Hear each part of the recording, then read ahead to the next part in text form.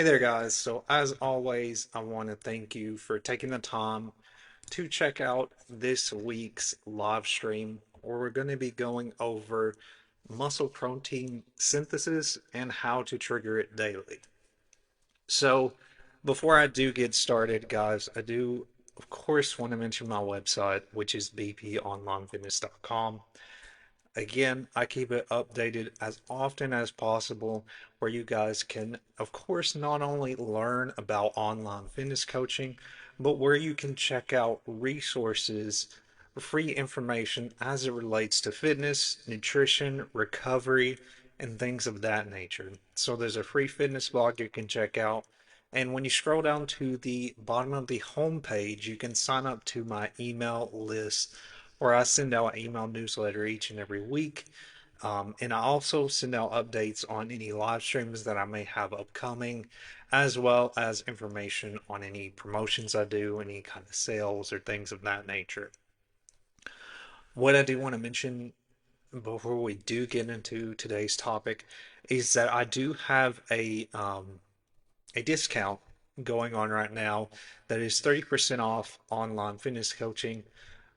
That is something that I'm going to be offering again for a limited time. So if you're interested in that, feel free to reach out and let me know. You can leave a comment on this stream if that's something that you're interested in.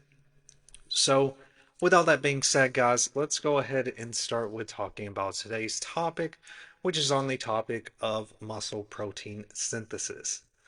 So there's going to be a ton of different topics that I'm going to be sort of going over and discussing as we go through this particular unique topic that I've not really discussed in detail. So these are the points that I'm going to be discussing.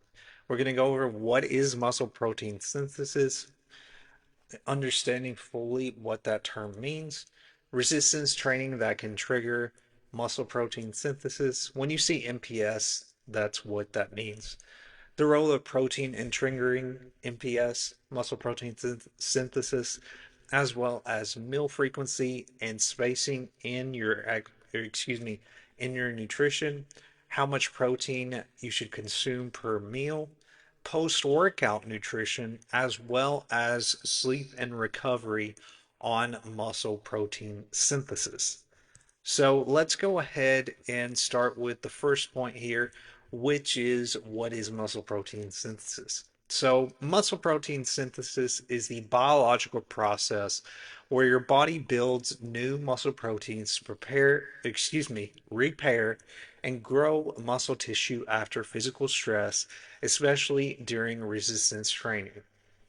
So, this process is triggered through strength training and protein intake. So it requires amino acids from dietary protein to build damaged muscle fibers, or I should say, rebuild damaged muscle fibers. Balance of MPS versus muscle protein breakdown, MPB, determines muscle growth. MPS must exceed muscle protein breakdown consistently to gain muscle mass. So peaks 1 to 3 hours after eating protein and then declines. So this is an important thing to keep in mind when it comes to this topic. And it's something that I always mention, especially when it comes to clients when they talk about protein intake or, you know, nutrition post workout. And I always mention that protein is something that I take right after I actually do my workout. And the reason being, of course, is because of that muscle protein synthesis that happens. Post workout, your body is going through the repair process and the muscle growth process. So it's important to really take the time to emphasize that part of your routine, especially on the nutrition side of things. Now, of course, it's not only triggered, of course, through what you intake, it is through the training that you do in your workouts that matters as well. So, resistance training to trigger muscle protein synthesis.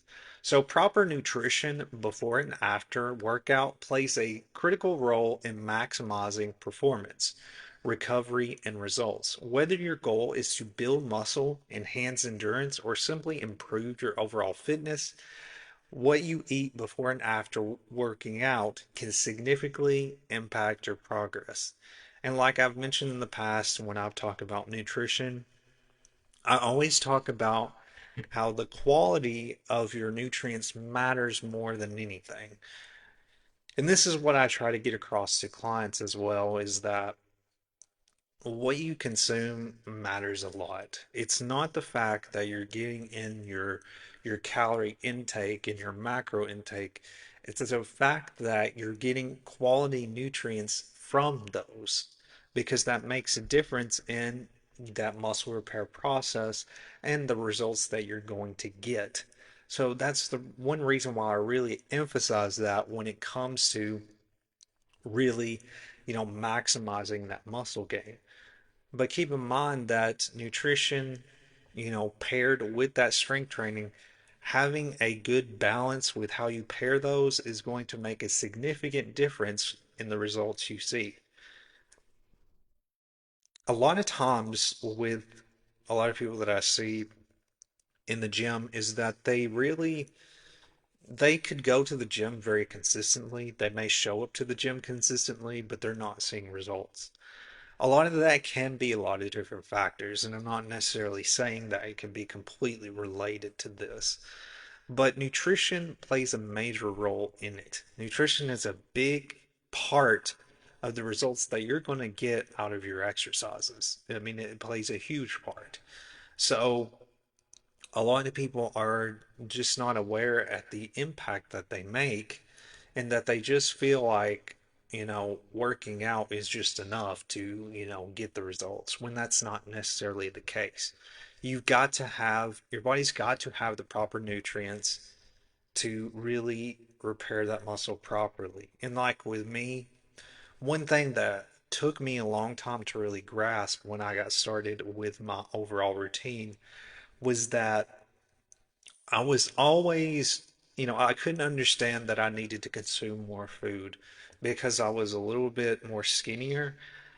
I didn't realize how much, consuming the proper amount of food mattered to that muscle growth process. And so I was just always focused on the workouts, like the workouts were the main thing, but that's not necessarily the case.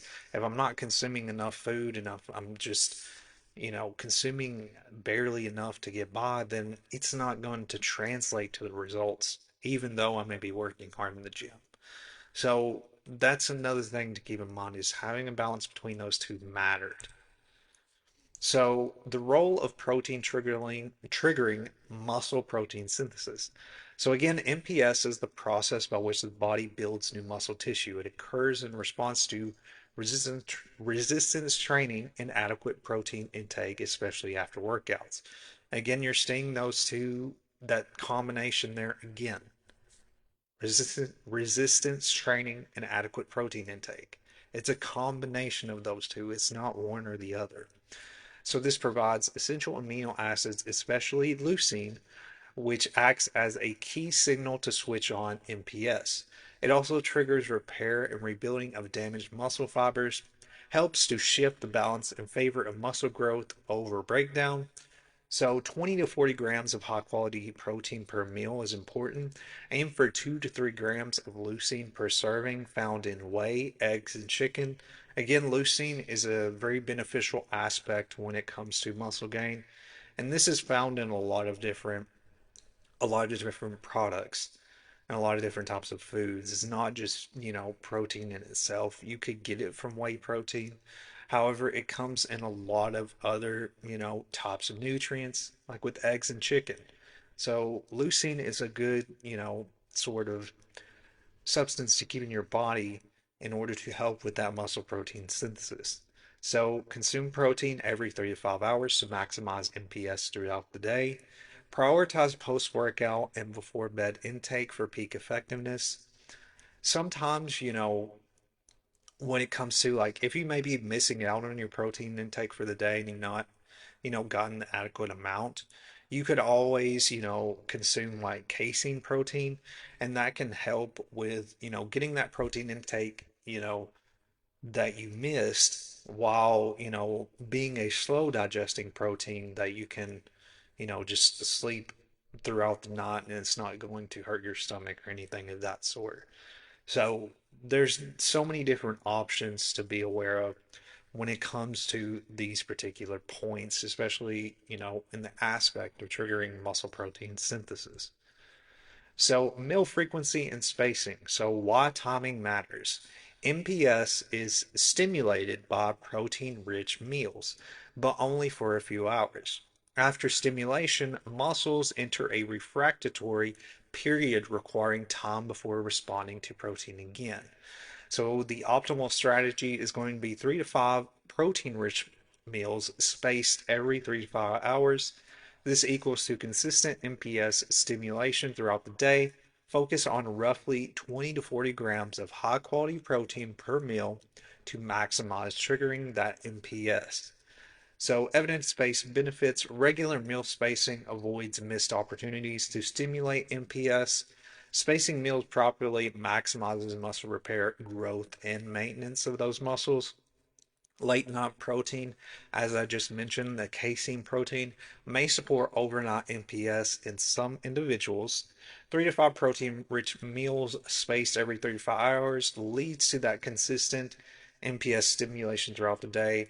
And again, focus on the 20 to 40 grams high quality protein per meal to maximally trigger that muscle protein synthesis.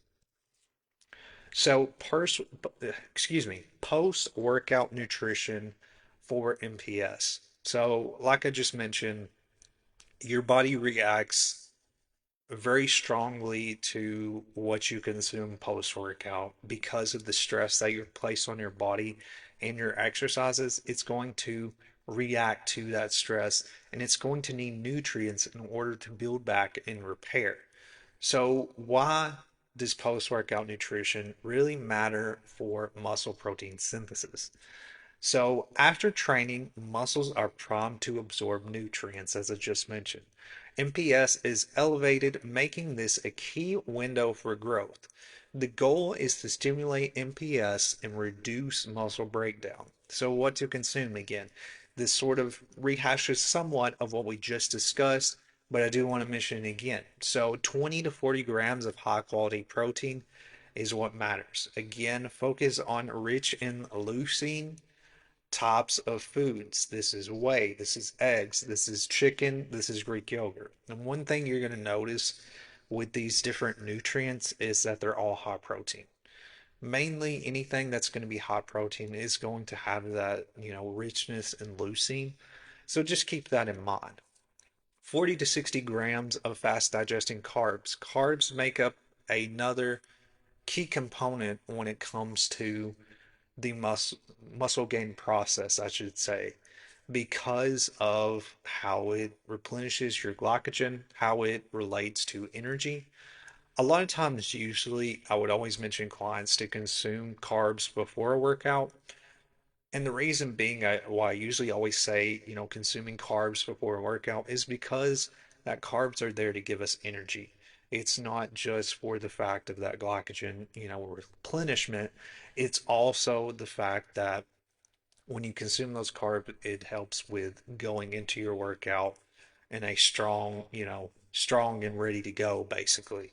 So replenish glycogen and support recovery. Again, this is carbs are still going to support that recovery process. So you've got, again, you do want to consume quality based carbs. This is complex based carbs, like when we're talking about rice, particularly brown rice, so that's a great option. Fruit, oats, anything of that nature is going to be a good option when it comes to the fast digesting carbs. So timing, the ideal window is within 30 to 60 minutes post training. Fasted workouts refuel immediately after. So, quick options, of course, is whey protein and banana, chicken wrap and fruit, Greek yogurt and granola, protein shake and oats. Those are some options that you could think about as you're going into, nutrition to eat post workout.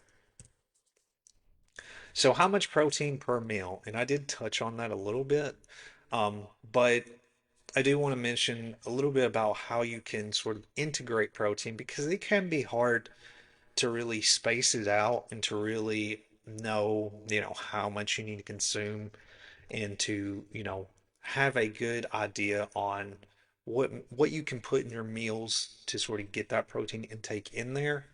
So again, muscle protein synthesis is maximized with zero point 0.4 grams kilogram of body weight per meal, or it could also be up to a gram. So this equals roughly 20 to 40 grams of protein per meal for most adults.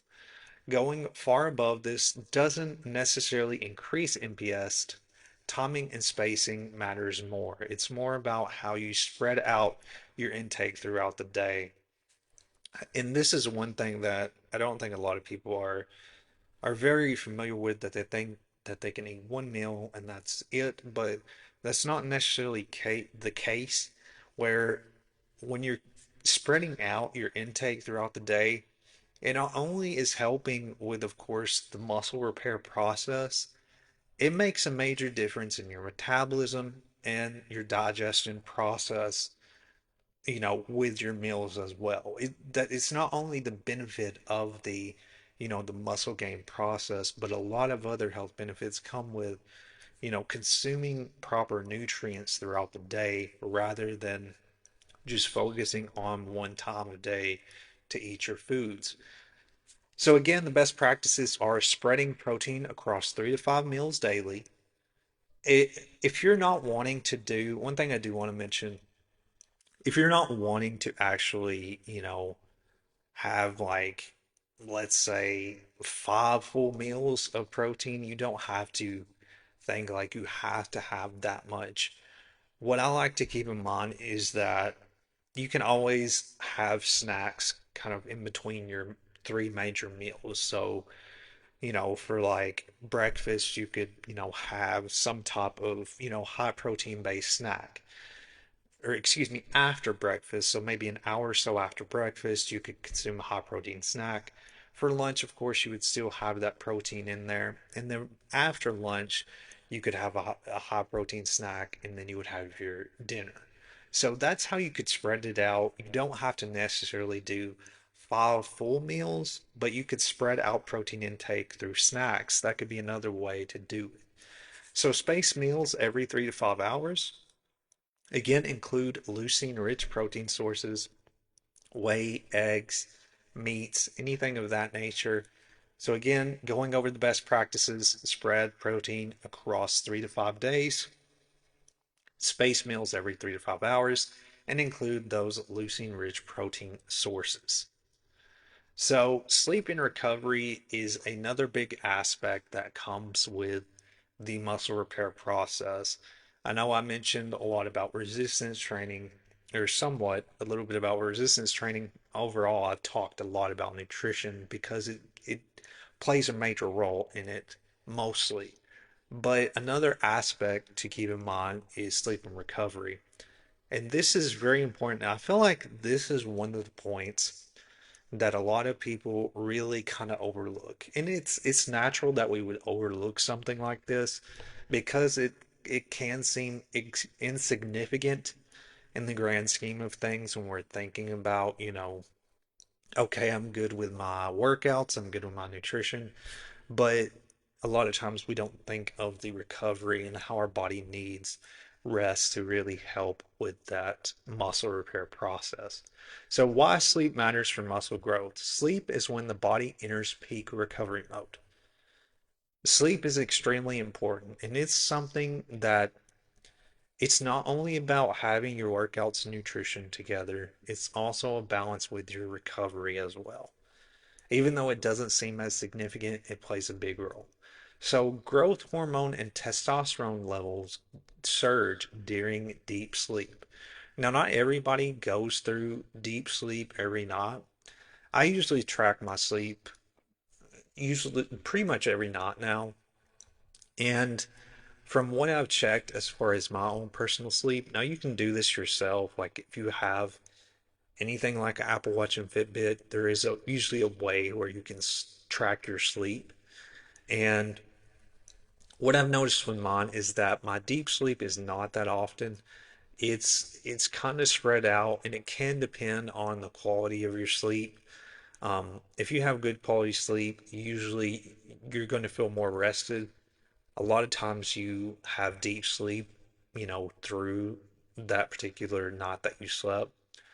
One thing to keep in mind, or a few things I should say, is that when you're when you're tracking sleep, and you'll notice this when you do start tracking sleep, that you go through different phases throughout the night. Like sleep is not like you go through phases, and it's not just like you sleep and that's it. So you go through like a normal light sleep phase. You'll go through a REM sleep, which is of course rapid eye movement. You'll go through a deep sleep, and that's mainly the phases, and of course, when you wake up. So you're going to go through those three phases. How it, depending on, there's different factors that could really depend on how you go through those phases. And I'm not somebody that can really, I'm not somebody who has studied sleep, so I can't tell you, but your quality of sleep matters in the muscle repair process. So I just want to get that across, but there are ways that you can track it. I do recommend tracking sleep because it's made a significant difference on me building a proper sleep routine. And I think everybody, especially if you're trying to accomplish a fitness goal, I think you need to have a proper sleep routine and it makes a difference. So, the key benefits of quality sleep, again, this is going to boost muscle recovery and reduce soreness. It enhances MPS and the anabolic hormone release.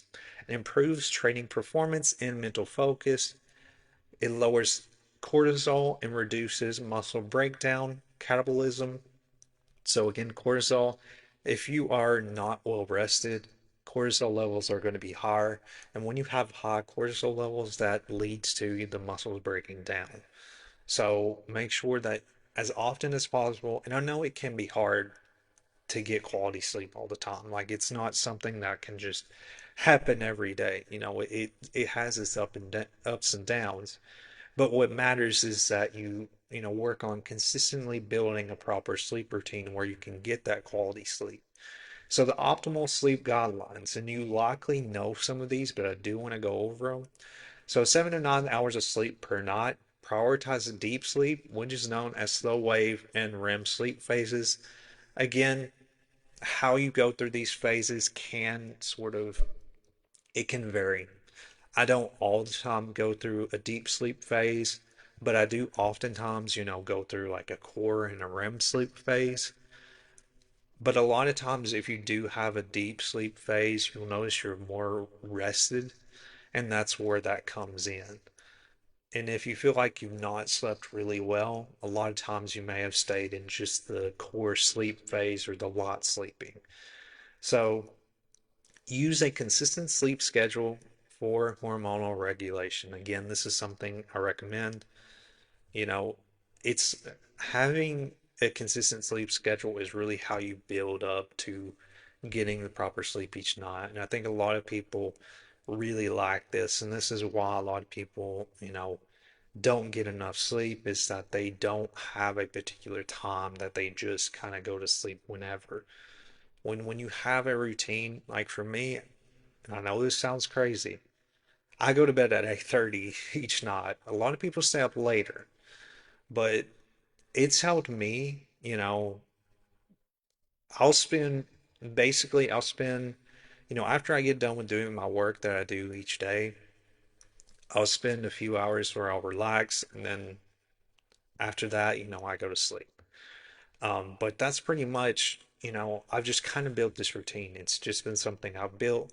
And mainly the reason why I go to bed so early is I want to get, a good sleep because I do normally get up at 5 each day. So I try to, give myself enough time to where I can get good quality sleep, for waking up early, of course.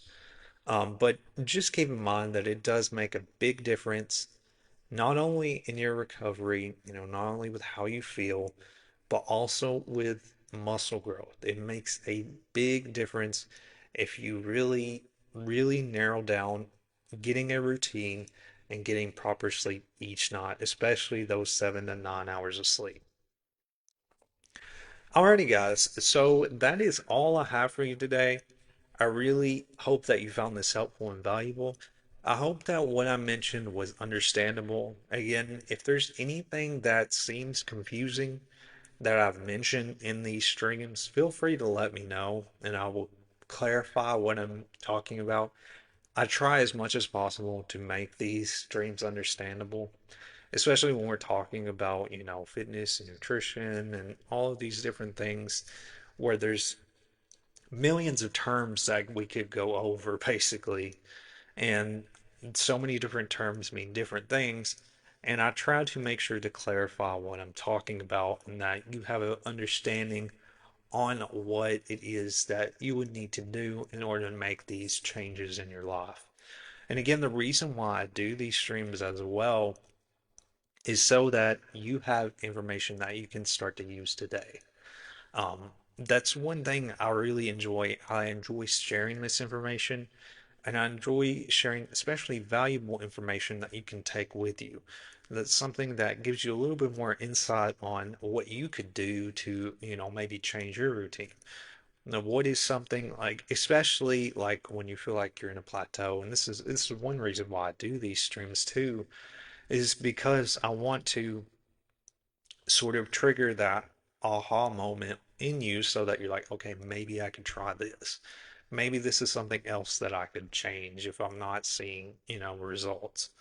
And there's so many different types of things that we could discuss, especially when it comes to, muscle gain and growth, what's setting us back and things of that nature. So, thank you guys once again for taking the time to check this stream out.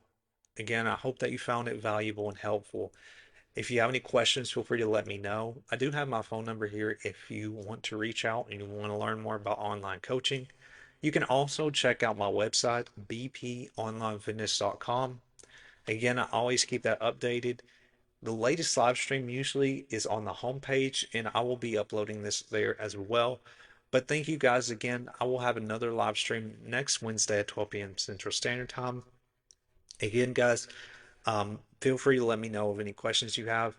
One last thing I do want to mention, if there is a time that works better for you guys to watch the live stream and you want to watch it live to be able to ask questions, feel free to give me feedback on a time that works for you, and I can try to make adjustments to sort of integrate a better time for these streams if you want to watch it live. Because I know that there's been some people say that it has been kind of difficult to watch at 12. So if you do have another time in mind, feel free to let me know and I can see how I can integrate that into my normal schedule and, sort of change this around because I'm willing to do that. Again, I enjoy talking about these topics and I want to help in any way I can. So just feel free to let me know. But again, guys, thank you for taking the time to check this out. If you have any questions, feel free to let me know. But I will see you guys next Wednesday at 12 p.m. Central Standard Time in the next live stream. And I will let you know if the time changes at any point, and I get good feedback from that. So thank you guys once again, and I will see you in the next one.